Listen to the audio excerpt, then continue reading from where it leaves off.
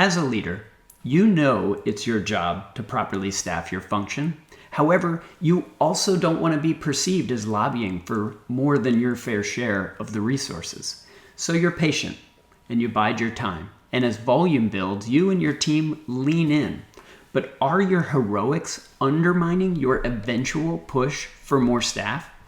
If your overtime costs are all personal rather than financial, with every tick of the clock, you could be ratcheting up the new normal, setting unrealistic expectations and concealing the need for change. Every minute you or your team spends at or over the red line threatens your investment thesis for more staff, forcing you to trade a clear and simple promise of higher performance for more labor into a desperate plea for help, where the only return you can promise is maintaining the status quo.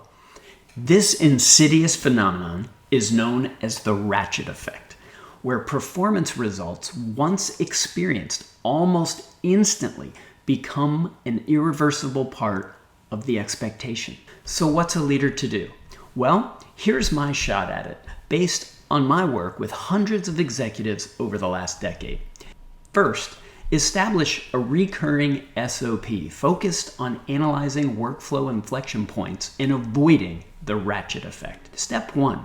Know your flow. Analyze your workflow at the close of every month. Understand the differences between intermittent boosts and sustained shifts. Step 2. Investigate the trends that matter. Gather data from those closest to the work, including upstream suppliers and downstream customers. And step 3. Establish a perspective and options. Determine whether the team is operating under, at, or over capacity. If it's time to influence change, leverage the data you've been collecting, including the stakeholder observation. Be clear about which drivers of work are shifting, how, and why. And articulate options beyond just adding staff. Show your hesitancy to just throw more resources at the problem. For example, disciplined prioritization, operating model or process tweaks, technology improvements, and synergies with adjacent teams can all mitigate the need for more staff. Before completing your preparations, make sure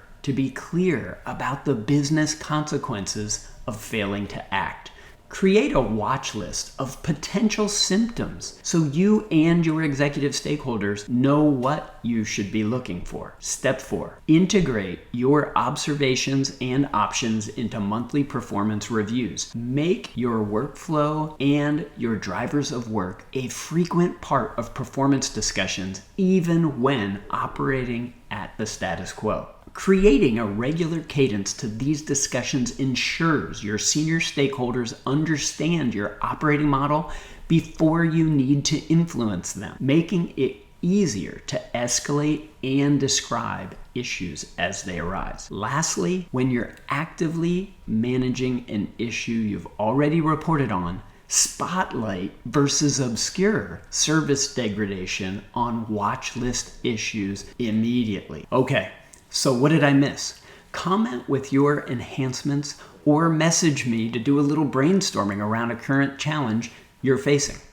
As always, you can find, adopt, edit, and activate this and other best practice SOPs on the Leadership SOPs app, available in the Apple and Google Play stores, as well as on the web at leadershipsops.app. Wherever you find us, I'll be looking for you on the inside.